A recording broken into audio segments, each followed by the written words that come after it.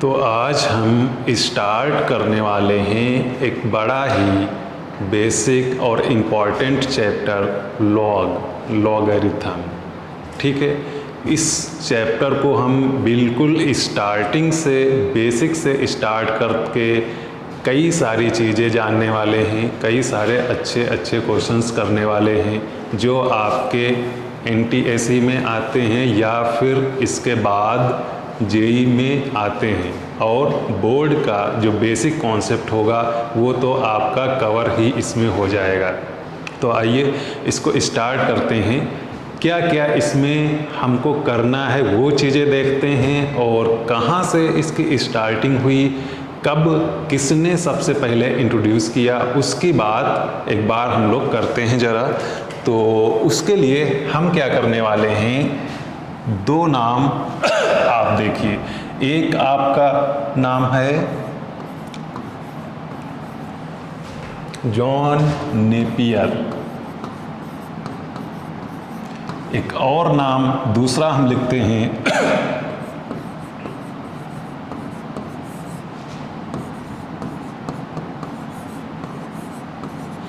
ये दो आपके मैथ्स के साइंटिस्ट, मैथमेटिशियन हुए हैं। और इन्होंने, जॉन नेपियर ने क्या किया, इन्होंने 1614 में लॉग पे कुछ काम किया।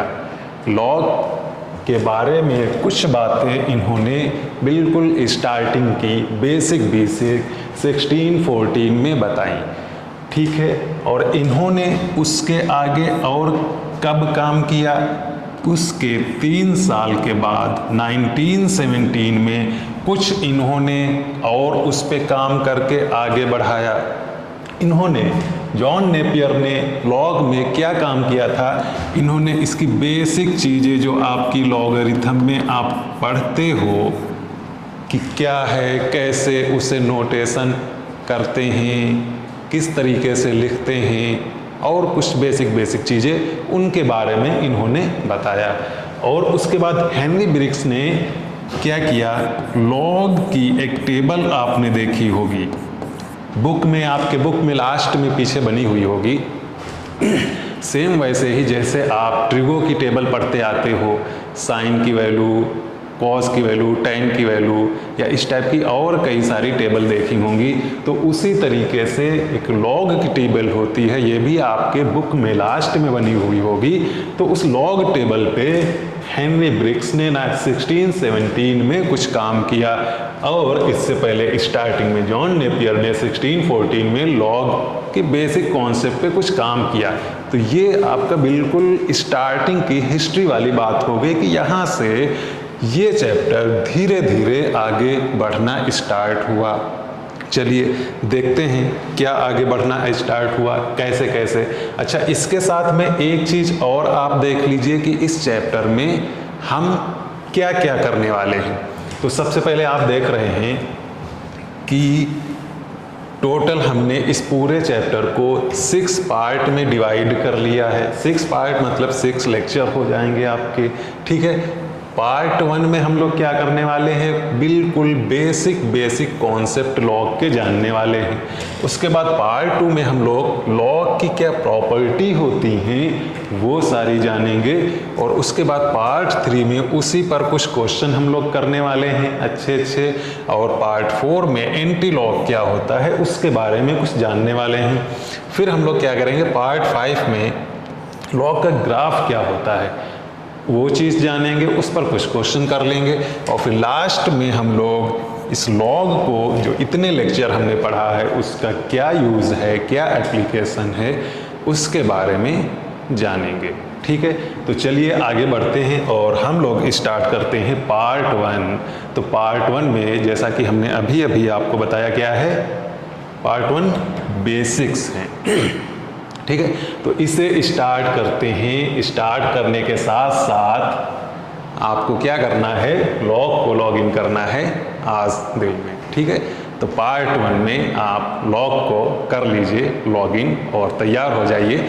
और देखिए आइए क्या है पार्ट 1 में।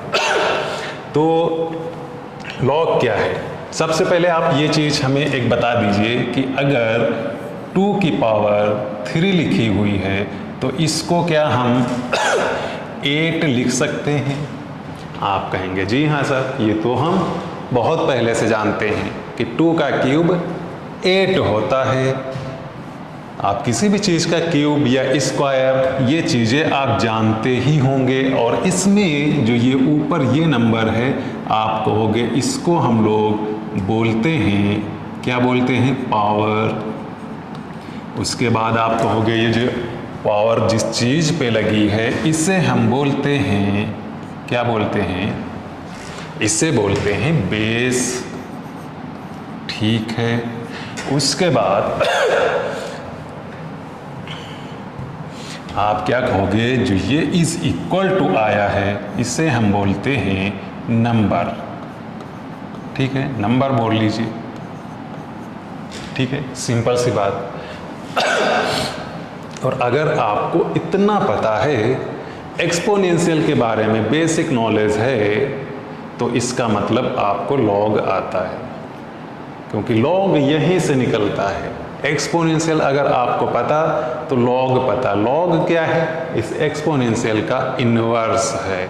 ठीक है, जैसे ये हमारा एक लिखने का तरीका है। 8 को चाहे 2 का क्यूब लिख सकते हैं, 2 के क्यूब को चाहे 8 लिख सकते हैं, ये चीज़ आपको पता है। अगर इसी को हम लॉग के फॉर्म में लिखें, इसे हम लोग क्या बोलेंगे? जो ये हमारा लिखने का तरीका है इसे हम लोग बोलते हैं एक्सपोनेंशियल फॉर्म। इसे हम बोलेंगे एक्सपोनेंशियल फॉर्म।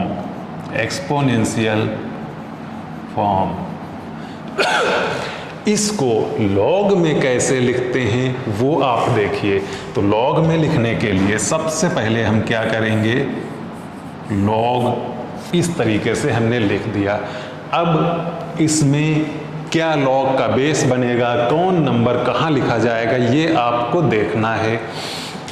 तो सबसे पहले आप देखिए, सबसे पहले अगर आप देखेंगे तो क्या चीज़ है कि 2 के ऊपर लगी है पावर।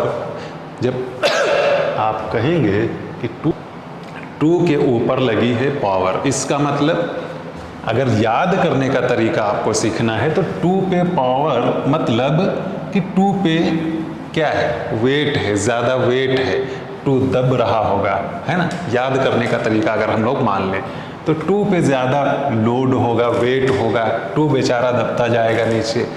तो इस हिसाब से 2 कहाँ आ जाएगा? दब के आ जाएगा ये लॉग के पैरों में नीचे।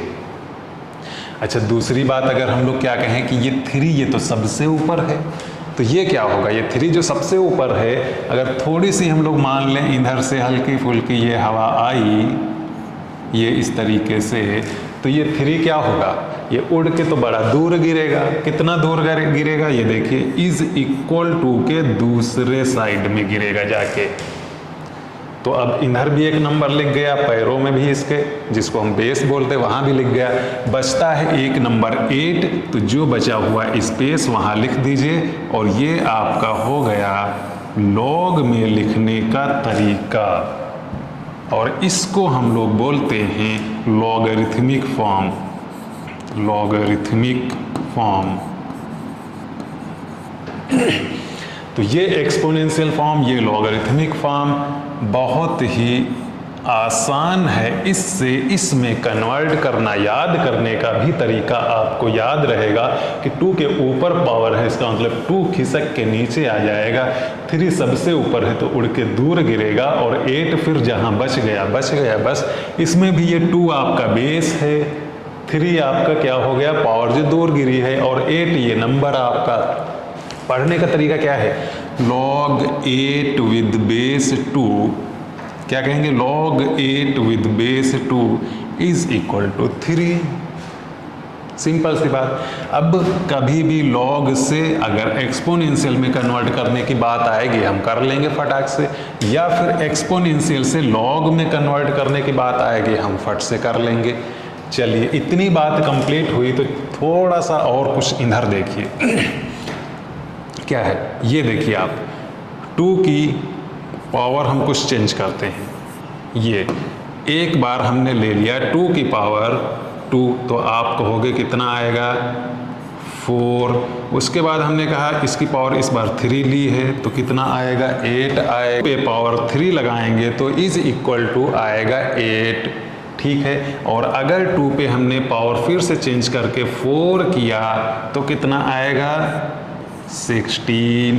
अच्छा, इसमें एक चीज़ ये देखिए, 2 पे हम क्या बार बार ये इनपुट चेंज कर रहे हैं। इनपुट हम इसे क्या कहेंगे, इनपुट। 2 पे हमने ये इनपुट बार बार चेंज किया, ये भी आपका इनपुट, ये यहाँ पर ये भी आपका इनपुट। और जब हमने इनपुट चेंज किया तो आउटपुट भी चेंज हुआ। जब हमने इनपुट चेंज किया तो आउटपुट भी चेंज हुआ। इसे हम लोग क्या बोलेंगे, आउटपुट। यहाँ पर भी देखिए, इनपुट हमने कुछ अलग किया, आउटपुट भी अलग आया, ठीक है।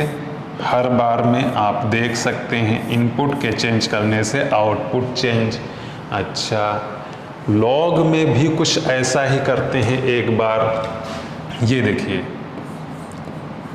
लॉग बेस हम क्या रखते हैं 2 पर ही, फिर से लॉग बेस 2 पर ही, लॉग बेस 2 पर ही।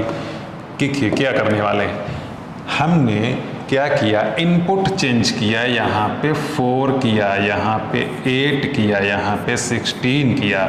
ये हो गए हमारे इनपुट। और जैसे ही इनपुट हमने चेंज किया आउटपुट चेंज हुए कि नहीं हुए, क्या होगा ये 2, यहाँ पे क्या आएगा 3, यहाँ पे क्या आएगा 4। इसमें आप क्या कहोगे, इसमें आप कहोगे ये तो लॉग में क्या है, इनपुट है, इनपुट है, और ये क्या है आउटपुट आया। तो आप एक चीज़ यहाँ पे ये देखना, यहाँ पे इनपुट हमने ये 2 रखा, ये 4 आया, यहाँ पे इनपुट है 4 और आउटपुट है 2।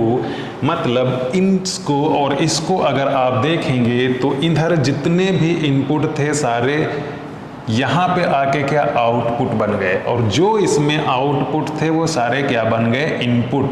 लिखी सेम चीज़ है, जो ये लिखा वही ये लिखा, जो ये लिखा वही ये लिखा, जो ये लिखा वही ये लिखा, बस ये एक्सपोनेंशियल फॉर्म में लिखा है, ये आपका लॉगरिथमिक फॉर्म में लिखा है। क्या फ़र्क आ रहा है, क्या डिफरेंस दोनों में आ रहा है, इसमें इनपुट 2 3 4 था और आउटपुट 4 8 16 था। इधर इनपुट ये हो गए, आउटपुट ये हो गए। दिख रहा होगा आपको कि आपस में दोनों के इनपुट और आउटपुट चेंज हो गए। तो हम यहाँ से एक सिंपल सी अपनी डिफिनेशन बता सकते हैं, बना सकते हैं। क्या बना सकते हैं, कुछ इस तरीके से बना सकते हैं कि log is the inverse function, inverse function of exponentiation.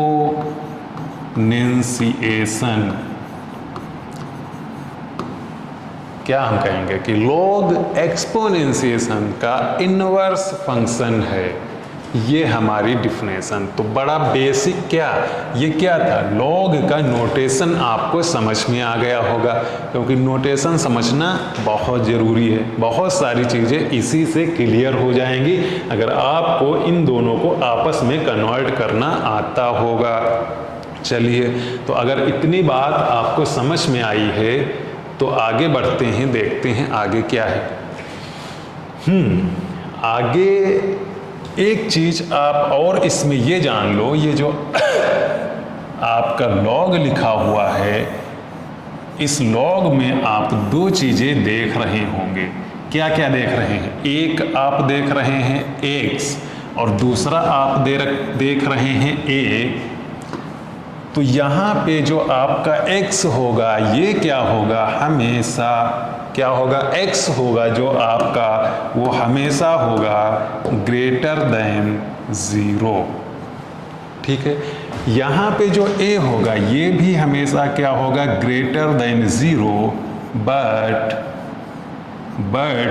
a is not equal to 1। क्योंकि ग्रेटर देन 0 में 1 तो आ जाएगा, लेकिन 1 नहीं होना चाहिए।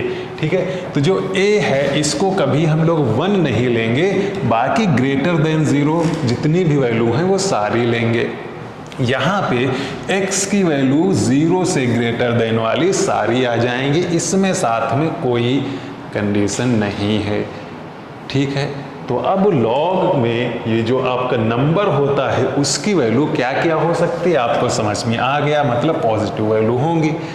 और इसमें जो बेस है उसकी वैल्यू क्या क्या हो सकती है वो भी आपको समझ में आ गया है कि 0 से बड़ी होंगी, बस 1 नहीं होगी।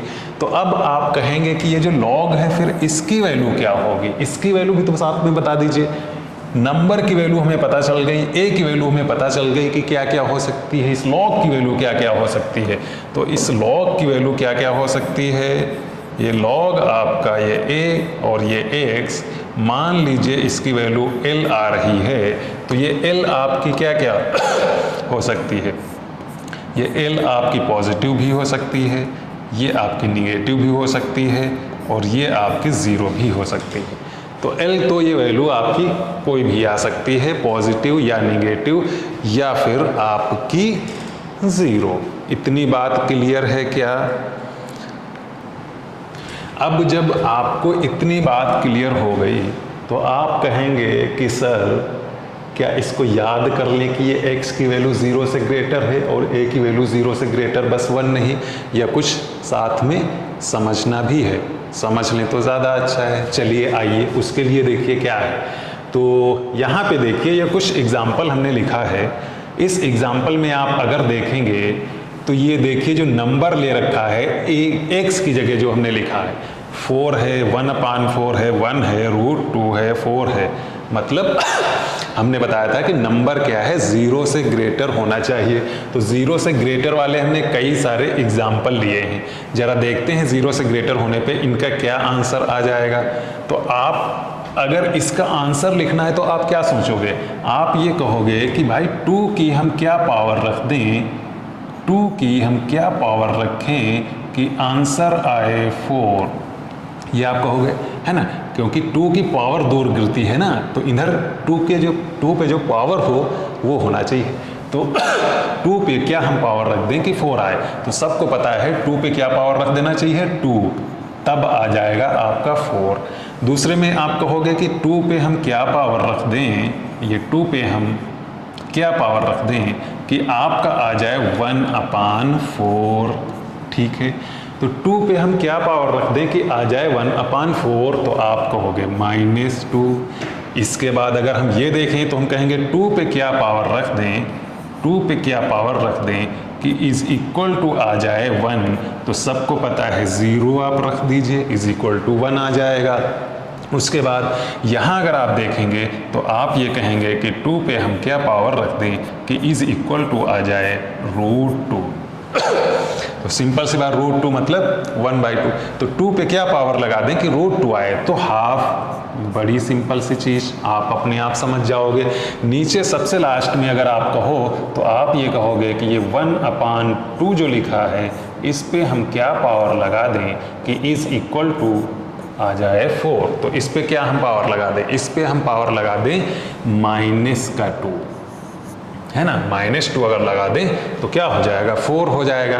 तो अब आप देखिए जब हम ये x की वैल्यू, नंबर की वैल्यू ग्रेटर देन 0 ले रहे हैं, कई सारे हमने केस लिए, तो आपका कोई मसला नहीं हुआ, सारी वैल्यू डिफाइंड, आपका आंसर आसानी से आ गया, कहीं पर आप फंसे नहीं, कभी कहीं पर आपका नॉट डिफाइंड या ऐसा कुछ नहीं हुआ, सारे आराम से आसानी से आंसर आ गए। और आंसर देखिए निगेटिव भी आए हैं, पॉजिटिव भी आए हैं, 0 भी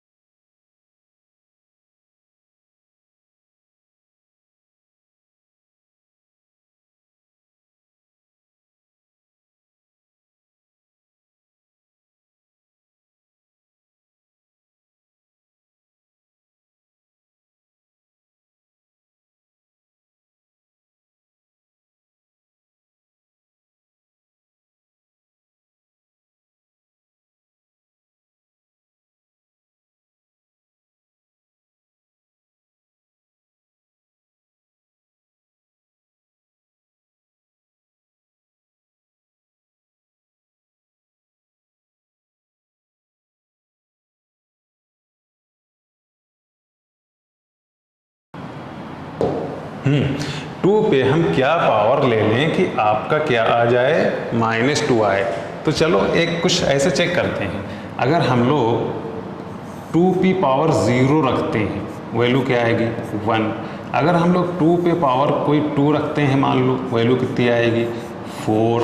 अगर हम 2 पे पावर कोई माइनस की रखते हैं, मान लो माइनस का हमने 2 रखा, वैल्यू कितनी आएगी 1/4। यहाँ से क्या दिख रहा है आपको?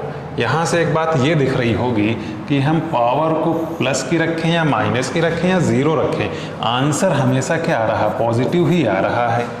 तो यहाँ पे अब कोई चीज़ पॉसिबल नहीं है कि यहाँ पे रखें और आंसर निगेटिव आ जाए। तो यहाँ से आप क्या कहोगे कि ये भी आपका ये नहीं हो सकता, ये नहीं हो सकता। 2 पे ऐसा कुछ हम नहीं रख सकते हैं कि आपका आंसर -2 आ जाए, तो ये भी आप यहाँ बोल दोगे नॉट डिफाइंड। तो इसीलिए हमने बोला था कि ये जो लॉग में नंबर है, ठीक है, लॉग में जो ये नंबर है आपका यहाँ पे x, इसको इसीलिए हमने पॉजिटिव बोला था, ठीक है। वो आपको यहाँ से समझ में आ गया होगा कि जब हमने 0 लिया तो बात फंस गई, जब हमने नेगेटिव लिया तब भी बात फंस गई, केवल पॉजिटिव पर ही हमारा काम हो पा रहा है। तो ये बात आपको समझ में आ गई होगी कि ये जो हमने x की वैल्यू बताई है, ये पॉजिटिव लेने के लिए क्यों बताई है। अब इसके आगे बढ़िए और देखिए, जो बेस में हमने a लिया था उसकी वैल्यू हमने क्या बताई है कि वो भी पॉजिटिव हो लेकिन 1 ना हो। चलो इसको हम चेक करते हैं, आइए आगे बढ़ते हैं। तो ये सारे एग्जाम्पल हैं आपके सामने। तो एक बार हमने बेस में 1 लेकर भी देखा है कि क्या ये चीज़ पॉसिबल है। तो इसको देख के आप कहोगे कि 1 की हम क्या पावर रख लें कि हमारा आंसर आ जाए 5। 1 की हम क्या पावर रख लें कि हमारा आंसर आ जाए 5। तो आप कहोगे कि नहीं, ऐसा तो हो ही नहीं सकता, क्योंकि 1 पे आप कुछ भी पावर रखो, आंसर तो 1 ही आना है ना। 1 पे कुछ भी पावर रख लो आप, आंसर तो 5 नहीं आना है। तो आप कहोगे नहीं भाई, ये बात तो नहीं बनी, तो ये हो गया नॉट डिफाइंड। तो जो हमने कंडीशन उसमें लगा दी थी बेस में कि बेस ग्रेटर देन 0 तो होगा, लेकिन 1 नहीं ले सकते। तो 1 इसीलिए नहीं, क्योंकि 1 लिया, देखो बात फंस गई, बात फंस गई, ठीक है। अब हमने दूसरी बात बोली है कि ग्रेटर देन 0 मतलब 0 नहीं होना चाहिए। तो एक बार 0 लेके भी चेक करते हैं कि ये इसमें क्या आ रही है मुश्किल। तो इसको देख के आप क्या कहोगे कि 0 की पावर हम क्या ले लें, 0 की पावर हम क्या ले लें जो इज इक्वल टू आ जाए 4। 0 की पावर हम क्या ले लें कि इज इक्वल टू आ जाए आपका 4। तो क्या 0 की कुछ पावर ऐसी ले सकते हैं कि 4 आए? आप कहोगे नहीं, ये भी नहीं हो सकता है, ऐसा भी कुछ नहीं पॉसिबल है। तो आप इसको भी नॉट डिफाइंड कर दीजिए, ठीक है। उसके बाद लास्ट कौन सा बच रहा है, हमने एक बार निगेटिव लेके चेक किया। इसको देख के आप क्या कहोगे कि -2 की पावर ऐसी क्या लें कि 4 आ जाए। चलो -2 की पावर ऐसी क्या लें कि 4 आ जाए, आप ये कहोगे। तो यहाँ से तो आप ये कह सकते हो कि -2 की पावर हम अगर 2 रख दें तो 4 आ जाएगा, पावर अगर 2 रख दें तो 4 आ जाएगा। लेकिन यहाँ पे माइनस बेस लेने से इसलिए मना किया गया है। ये लास्ट चीज़ अलग से थोड़ा सा याद रखना कि लॉग हमने अभी अभी बिल्कुल स्टार्टिंग में बताया था कि log is a function. Log क्या है? फंक्शन। तो लॉग को फंक्शन बनाए रखने के लिए मना किया गया है कि बेस निगेटिव नहीं होगा, ठीक है, वरना मामला गड़बड़ कर जाएगा, ठीक है। फंक्शन क्या होता है वो जब आपको चैप्टर फंक्शन पढ़ाया जाएगा उसमें एक्सप्लेनेशन के साथ पूरी बात क्लियर हो जाएगी कि फंक्शन क्या होता है और क्यों फिर इस बेस में निगेटिव नहीं लेते हैं, क्या इससे प्रॉब्लम आती है फंक्शन होने में, वो बात आपकी वहाँ से क्लियर हो जाएगी, ठीक है। तो अब हमें लगता है आपको इतनी बात ये क्लियर हो गई होगी कि इस लॉग में जो हम बेस ये a लेते हैं और जो ये नंबर x लेते हैं, इनके बारे में जो हमने बातें बताई हैं वो ऐसी क्यों बताई हैं कि ये वाला आपका ये जो x होगा ये आपका हमेशा क्या होगा, ये x आपका हमेशा होगा क्या होगा, ग्रेटर देन 0। और ये जो आपका बेस में होगा ये क्या होगा, ये a भी आपका greater than 0 but not equal to 1। तो ये सारी बातें समझ में आ गई होंगी, है ना। ग्रेटर देन ज़ीरो इसीलिए बनाया क्योंकि जब ज़ीरो या ज़ीरो से छोटी चीज़ ले रहे हैं, ज़ीरो लिया तब भी मुश्किल, ठीक है, ज़ीरो से छोटी चीज़ ली तब भी मुश्किल, और 1 लिया तब भी मुश्किल। ये तीनों बातें यहाँ से आपको क्लियर हो गई होंगी। और ये नंबर ग्रेटर देन ज़ीरो क्यों लेते हैं, इससे पहले वाले में आपको वो सारी भी बातें क्लियर हो गई होंगी यहाँ से देख के। जैसे ही हमने क्या लिया, ज़ीरो लिए, बात फंस गई, और निगेटिव लिया तब भी मुश्किल हो गया। जब हम लोग ज़ीरो से बड़ी कोई वैल्यू ले रहे थे तब भी हमारा काम चल रहा था। इतनी बात हमें लगता है आपको पूरी तरीके से समझ में आ गई होगी कि इसमें लॉग में जो आपका नंबर है उसकी क्या क्या वैल्यू हो सकती है, जो आपका बेस है उसकी क्या क्या वैल्यू हो सकती है। ये इतनी बात याद रखना बहुत ज़रूरी है क्योंकि आगे अभी आने वाले बहुत सारे क्वेश्चन होंगे जिसमें इसकी बहुत ज़्यादा ज़रूरत पड़ने वाली है, ठीक है। चलिए, अगर इतनी बात समझ में आई है तो और हम थोड़ा सा आगे बढ़ते हैं और देखते हैं क्या है। तो अब इसके आगे एक क्वेश्चन लिखा हुआ है छोटा सा कि मैंटिसा क्या होता है। तो इसको समझने के लिए सबसे पहले कोई हम एक रैंडम एग्जांपल लेते हैं कुछ इस तरीके से। मान लीजिए हम लिख रहे हैं लॉग, यहाँ x ले लिया, यहाँ a, और हम मान रहे हैं कि इसकी वैल्यू आ रही है, क्या वैल्यू आ रही है, इसकी वैल्यू आप मान लीजिए आ रही है 2.3010, ऐसी कुछ वैल्यू आ रही है। तो इसमें आपने ये देखा कि यार ये डेसिमल, ये एक पार्ट है जो डेसिमल से पहले है, और दूसरा इस पॉइंट के बाद वाला एक ये पार्ट है, ये दो पार्ट है ना। पॉइंट से पहले वाला जो पार्ट है इसका नाम क्या है, इसे हम क्या बोलते हैं, तो इसे हम बोलते हैं क्या, इंटीजर पार्ट, इसे हम बोलेंगे इंटीजर पार्ट। बात क्लियर।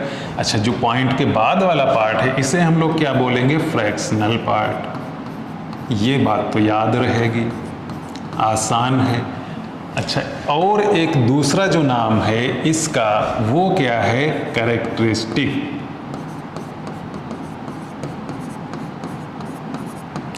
और इसका दूसरा नाम क्या है, इसका दूसरा नाम है आपका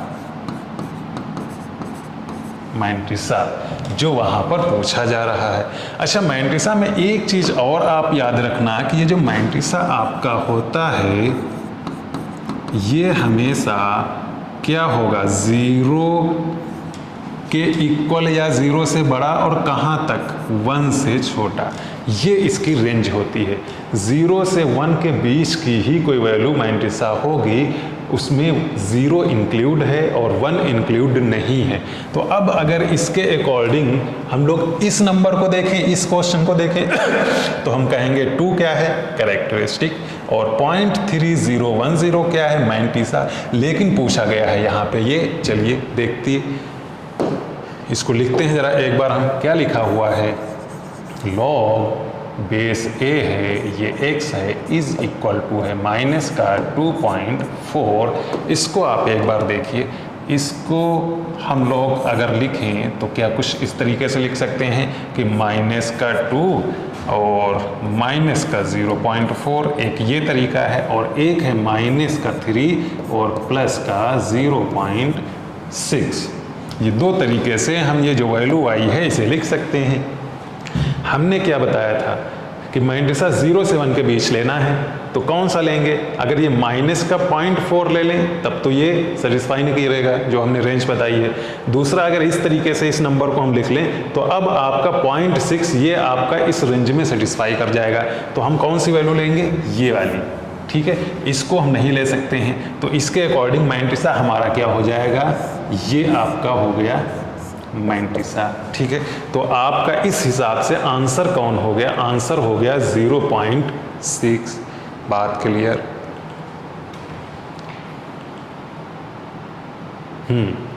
नेक्स्ट क्वेश्चन देखिए, बिल्कुल आसान सा सिंपल सा लिखा हुआ है। क्या है नेक्स्ट क्वेश्चन, कुछ इस तरीके से नेक्स्ट क्वेश्चन आपका लिखा हुआ है, लॉग बेस में है 2 और ये 2 पे रूट 2 बार लग गया है, रूट फिर से उस पे रूट, ये चीज़ लिखी है। आप क्या कहोगे? आप कहोगे ये जो 2 पे रूट लगा है इसका मतलब क्या है?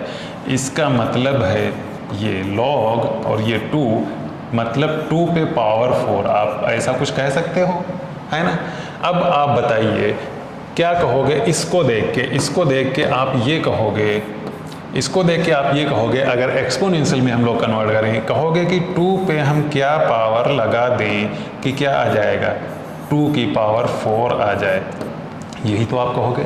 यहाँ से आप देख के, इसको देख के आप क्या कहोगे कि 2 पे क्या पावर लगाएं कि 2 की पावर 4 आ जाए, मतलब 2 पे क्या पावर लगाएं, मतलब वो पावर ही तो आंसर होगी जो इज इक्वल टू लिखना है, ठीक है। तो 2 पे क्या पावर लगा दें? 2 पे इसका मतलब 1/4 अगर हम लोग लगा दें तो क्या आ जाएगा? 2 की पावर 1/4। तो 2 की पावर क्या हम कर दें? 2 पे क्या लगा दें? यहाँ 1/4, मतलब यहाँ पे ये चीज़ अगर हमारी 1/4 है तो हमारा काम हो गया। तो क्या ये आंसर कहीं मैच कर रहा? हाँ जी हाँ, आंसर नंबर ए। क्लियर हो। एक और क्वेश्चन आपका कुछ इसी तरीके से लिखा हुआ है। बेस में क्या है? 2 माइनस √3 और नंबर क्या है? 2 प्लस √3। अच्छा, आप हमें ये बताइए कि ये जो 2 माइनस √3 एक ये है और दूसरा जो आपका 2 प्लस √3 ये है, इन दोनों को क्या कहते हैं? इन दोनों को आपस में बोला जाता है कॉन्जुगेट पेयर, ठीक है। ये दोनों आपस में क्या कहे जाते हैं? Conjugate pair. और इनका मल्टीप्लिकेशन भी हमें पता है कितना होता है? 1। आप करके देख लो, ठीक है। और अगर इनका मल्टीप्लिकेशन 1 होता है तो आप ये भी कह सकते हो कि ये जो 2 माइनस √3 है ये इज इक्वल टू होगा 1/2 प्लस √3, मतलब एक दूसरे के इनवर्स। अब आप यहाँ जाइए। अब अगर इस क्वेश्चन को आप देखेंगे तो इस क्वेश्चन से आप क्या कहेंगे? अब अगर इस क्वेश्चन को आप देखेंगे तो इस क्वेश्चन से आप कहेंगे कि 2 माइनस √3 की क्या पावर हो? 2 माइनस √3 की क्या पावर हो कि आ जाए 2 प्लस √3? यही चीज़ बोला जाएगा। 2 माइनस √3 की क्या पावर हो यहाँ पे कि आ जाए 2 प्लस √3। तो सिंपल सी बात है, जब ये दोनों एक दूसरे के इन्वर्स हैं तो अगर इसकी पावर -1 कर दो तो ये आ जाएगा, इसकी पावर -1 कर दो तो ये आ जाएगा। तो इसका मतलब ये क्वेश्चन मार्क की जगह हमारा अगर 1 होता, -1 होता तो हमारा ये चीज़ आ जाता। तो यहाँ इज इक्वल टू क्या लिखा जाएगा? Is equal to -1। तो हमारा आंसर क्या हो गया? -1। Complete, done. नेक्स्ट आपका क्या है? नेक्स्ट आपका लिखा हुआ है 2 very important base of log. Log का बेस क्या? अभी हमने बताया। इंपॉर्टेंट बेस कौन कौन से हैं देखिए जरा इसको भी। तो एक आपका बेस 10 और दूसरा आपका बेस E, है ना। बेस 10 वाला हम लोग कैसे लिखते हैं? बेस 10 वाला हम लोग लिखते हैं लॉग बेस 10, बाकी नंबर आपका कुछ भी x मान लो। यहाँ इसे कैसे लिखेंगे? लॉग बेस E, बाकी नंबर आपका कुछ भी है, कोई मुश्किल नहीं। अब इसे हम लोग बेस 10 वाले को क्या बोलते हैं? Common log. और इसको हम लोग क्या बोलते हैं? इसे हम लोग बोलते हैं नेचुरल लॉग। इसे नेचुरल लॉग क्यों बोलते हैं? क्योंकि इनिशियल स्टेज में यहीं से इस टॉपिक का काम आगे बढ़ा, लेकिन बाद में जब कई सारे फिजिक्स में या और कई जगहों पे जब आप देखेंगे कि लॉग के यूज़ वाले फार्मूले पढ़ेंगे 12th में, बहुत सारे फिजिक्स में फार्मूले होंगे जिसमें लॉग आया होगा, तो अक्सर फार्मूले आपको दिखेंगे बेस 10 पे। ज़्यादा जगह पे आप बार बार देखोगे कि बेस 10 पे आपको बहुत सारे फार्मूले देखने को मिलने वाले हैं। तो बार बार कॉमन जगहों पे यूज़ हो रहा था, इसलिए इसको हमने बोलना स्टार्ट कर दिया कॉमन लॉ, ज़्यादा यूज इसका था और यहाँ से हमने स्टार्ट किया था। अच्छा, एक चीज़ और इसमें जान लीजिए, वो ये है कि ई की वैल्यू क्या होती है। ई की वैल्यू लगभग 2.718 के आसपास रहती है और ई को हम लोग बोलते हैं यूलर्स कांस्टेंट, या फिर इसे हम लोग एक और नाम से जानते हैं नपेरियन कांस्टेंट। और ई होता क्या है, ये इर्रेशनल नंबर होता है, सेम वैसे ही जैसे आपका पाई होता है। ठीक है, अगर इसकी वैल्यू हम लोग लिखें तो वो क्या होती है, 1 + 1/(1), 1/(2), 1/(3) और ये जाती है आपकी इनफाइनाइट तक। अब आप कहोगे फैक्टोरियल क्या होता है, तो फैक्टोरियल होता है, जैसे बाय द वे आपका लिखा है फैक्टोरियल 5, इसको लिखने का ये भी तरीका है 5 और ये। ठीक है, इसका मतलब क्या है कि आप 5 से स्टार्ट करिए और 1 तक लिख डालिए मल्टीप्लाई करके, ये होता है फैक्टोरियल। ठीक है, जिस नंबर का आपको फैक्टोरियल लिखना है तो आप वहाँ से मल्टीप्लाई करते करते पीछे तक 1 तक आ जाइए। तो फैक्टोरियल 5 की वैल्यू क्या होगी, 5 × 4 × 3 × 2 × 1 मल्टीप्लाई कर लीजिए। ठीक है, तो ई के बारे में ये कुछ बेसिक बातें थी कि ये इसकी वैल्यू लगभग 2.718 के आसपास होती है, यूलर्स कांस्टेंट बोलते हैं, नपेरियन कांस्टेंट भी बोलते हैं, इरेशनल नंबर है और ये आपकी वैल्यू होती है ई की, जिसमें 1 + 1/(1), 1/(2), 1/(3) कुछ आगे तक लिख के अगर आप इसे कैलकुलेट करेंगे तो इसी के आसपास नंबर आपका आएगा। ये हो गए आपके जो लॉग के 2 इम्पॉर्टेंट बेस आपको देखने को अक्सर मिलेंगे। और इसके बाद एक क्वेश्चन आपका लिखा हुआ है, द नंबर log 7 इज, ये नंबर क्या है। ये क्वेश्चन बहुत पहले कहीं आया था, कहाँ आया था, IIT में 90, बहुत पहले। ठीक है, हमसे भी और आपसे भी ज़्यादा एज का ये क्वेश्चन हो गया है। तो वहाँ का क्वेश्चन, वहाँ कुछ ऐसा ये क्वेश्चन आया था, क्या लिखा हुआ है कि ये जो log 7 बेस 2 है ये क्या है, रेशनल, इरेशनल या कुछ और ऑप्शन। तो इसके लिए सीधे एक ही बार में एक थ्योरम टाइप से पढ़ लो आपको, ताकि अगर इस टाइप का कुछ और भी क्वेश्चन बने तो सीधा पता चले।